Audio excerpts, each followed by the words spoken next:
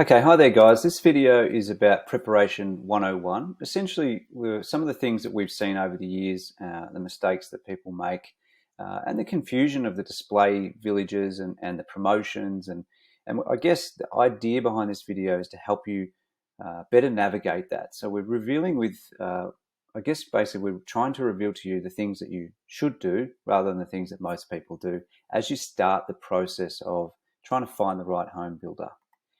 So to begin with, you've got to take a step back to what's the process that people normally go through. Okay, so firstly, these days, most people will jump online. They might Google the builders that they know, so some of the bigger ones, the more well-known ones. And then for the most part, you'll come across websites with floor plans and lots of information. And I guess a lot of clients tend to look towards the promotions because they're designed to catch your attention. And you'll end up seeing lots of this sort of stuff in front of you now. The next thing you'll see if you go to websites with a lot of builders is different ranges. So the way that builders operate, not all, but some have just one range, but a lot of them have split up their ranges based on the buyer types. So someone looking for a really, I guess, entry-level investment or a first home buyer, budget conscious, would be looking at an inclusion level that's pretty basic, straight to the point, as opposed to someone who's got a really healthy budget and looking for their dream home. There's different ranges to accommodate that.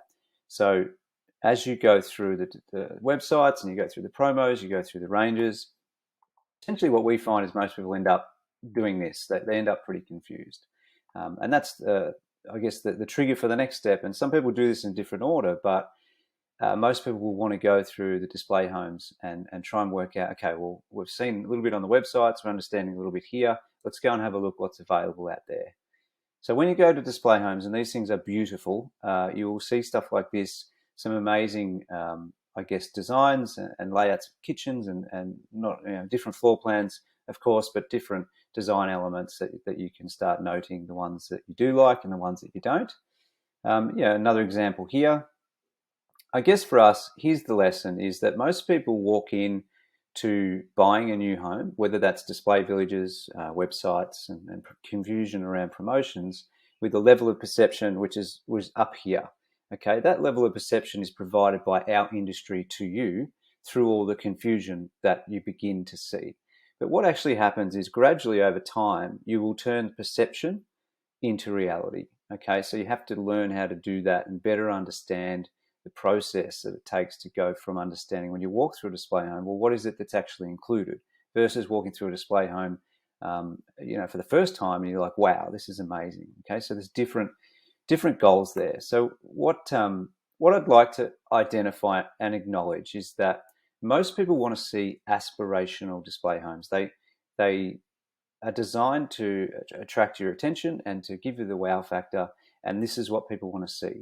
When displays are put that a little bit, displayed, they're a little bit more standard. I guess it's not something that people like to see initially up front because their perception's still sitting up here. So there is a gradual process of you learning and educating, or being educated through that, as to what it is you see in a display versus what you actually get in your quote. But the goal is that, and the lesson is that you need to get from perception to reality.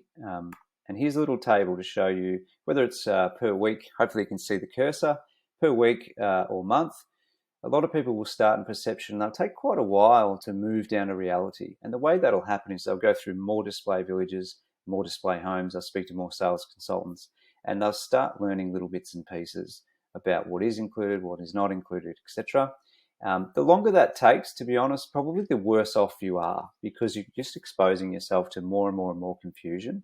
So here's what we say you should do. So don't get us wrong. Go and have fun. Look at display villages. Go through all that process. But once you're actually ready to start trying to identify your builder, your plan, you've got your budget and your finance in order, then you should really sit down with salespeople, and they will teach you. They will educate you and get you from perception down to reality the fastest. So that's our recommendation to you: is once you're ready to go and you're actually ready to not necessarily purchase, but you're serious about finding a house that fits in budget, getting a quote for that, then sit down with salespeople, one or two or three of them, find one that you trust, and then go from perception to reality as quickly as you can from that point.